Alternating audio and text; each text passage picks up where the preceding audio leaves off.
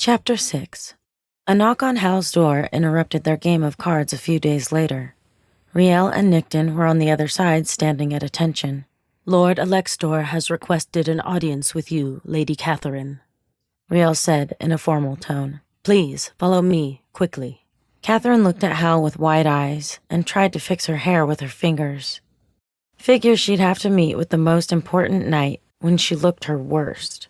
She'd given anything for a hairbrush, or even a little eyeliner. Better yet, deodorant, a shower, shampoo, conditioner, and all the little things she had taken for granted. A short while later, Riel and Nickton escorted Kathryn out of the building toward the main part of the castle. They walked too fast for her to enjoy the new surroundings, and approached a large door guarded by 2 knights, one with gray wings and the other with brown. "You're on your own from here," Riel said. "Good luck." They moved away as the 2 guards swung open the doors. Kathryn entered a large room with several chairs and a table off to one side. On the other side stood about a dozen knights, including Sir Lanklor and the Golden Knight from her dream, Lord Alextor. Sir Lanklor saw her enter and came toward her. His limp drew her gaze to the dent in his armor on his right thigh. "Come with me, and I'll introduce you to Lord Alextor." He took her arm and steered her through the group of knights with a firm grip. She felt as though she made her way through a small forest of armored trees, with most of the knights towering over her. Each one looked down and gave her a courteous nod of their helmet. They approached Lord Alextor, whose armor showed several dents as well. Like every knight she'd ever met, he kept his helmet on, so only his dark brown eyes showed. "Milord, this is the woman I told you about. May I present Lady Kathryn, a native of Earth." Sir Lanklor released her arm and stepped back as a hush fell upon the group. Lady Kathryn? There it was again.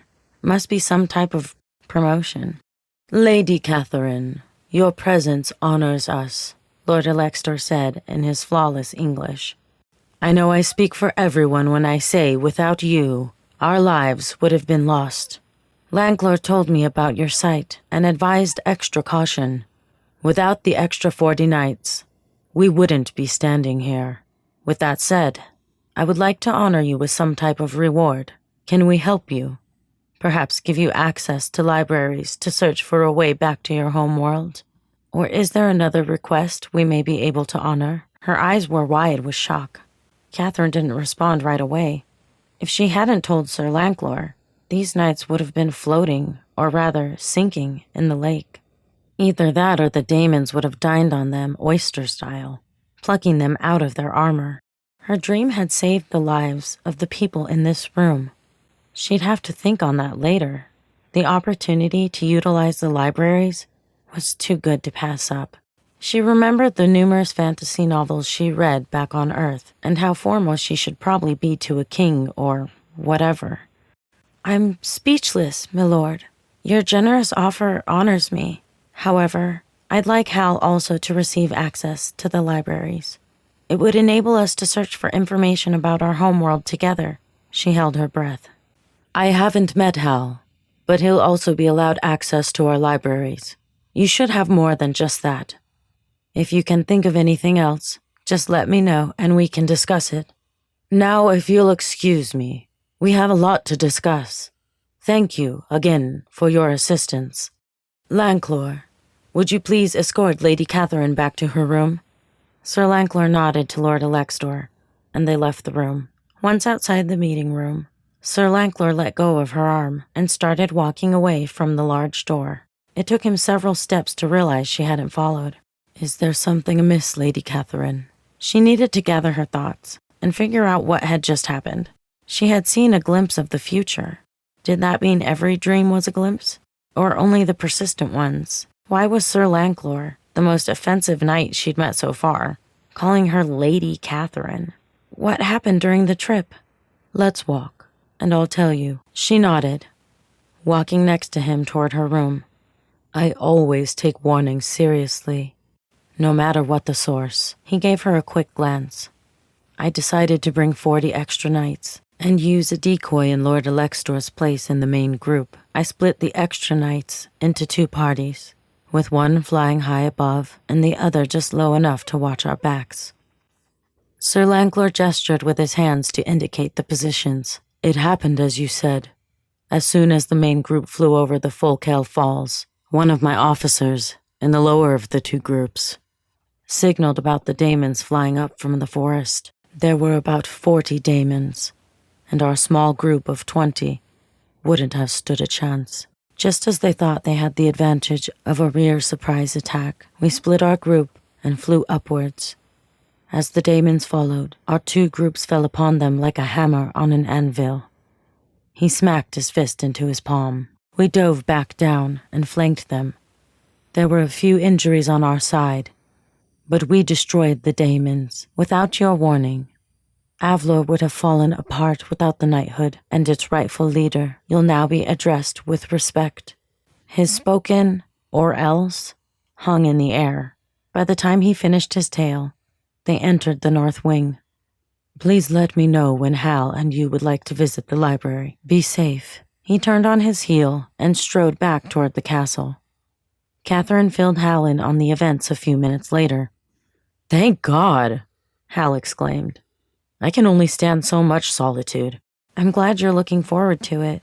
I can't think of anything else to ask of them. What if I ask for something and they get offended? Oh, don't worry, Lady Kathryn. I'm sure they would forgive you, he said with a theatrical bow. Several days later, Kathryn lay in her bed after an exhausting day of reading in the library. Her mind raced with needless information on unicorns and dragons. She couldn't tell if the authors were serious about them being real. Their descriptions certainly didn't fit the standard idea of the mythical creatures. Sighing, she stared at the ceiling and then noticed the light from the fire seemed to brighten. She flinched from the light, closing her eyes, but unable to escape it. The early morning light subdued the bright colors of their hats. Like rainbow prairie dogs, they popped up and pelted each other with snowballs, then dropped back behind their forts. The kids' battle raged in front of the Harrington Elementary School sign, in defiance of the school still being open, after a nor'easter dumped a foot of snow on the small Pennsylvania town. Exaggerated sounds of pain changed in pitch and intensity. The black shapes of the daemons stood out against the white ground, soon a sickening shade of red. The daemons tore through their bodies like tissue paper. Little blonde pigtails, sticky with blood, clung to the daemon's claws as it held a girl's head. The smell of the blood defiled the clean scent of the fresh snow.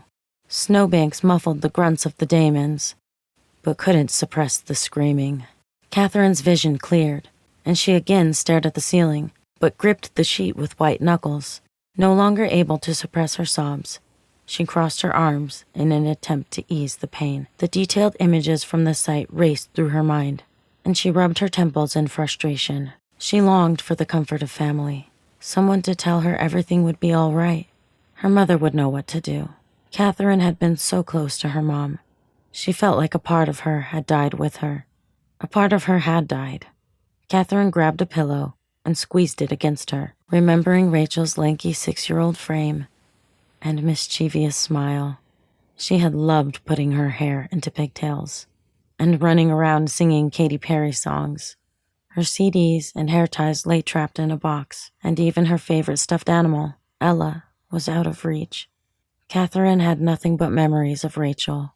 Now she was alone, on an alien world, or in some type of hell, losing her mind with images of dead children.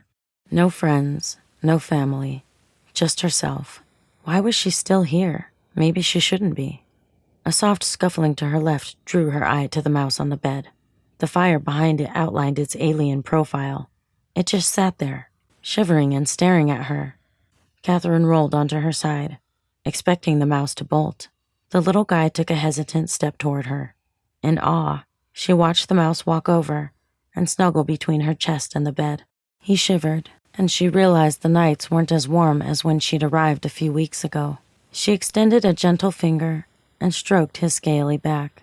He made a low thumbing sound, similar to a cat's purr, but more like the sound of a cricket. The edge of her loneliness dulled just a little. You have to use the sights, not fall into despair whenever you have one. What? Who said that? She looked at the mouse in wonder. I'm not a damn mouse. Unbelievable. You are an idiot. She looked around the room in alarm, and the mouse bolted off the bed. An airy sigh filled her mind. I'm in your head. I'm the one who saved your ass when you first got here. Twice. My name's Jacob. Pleased to meet you.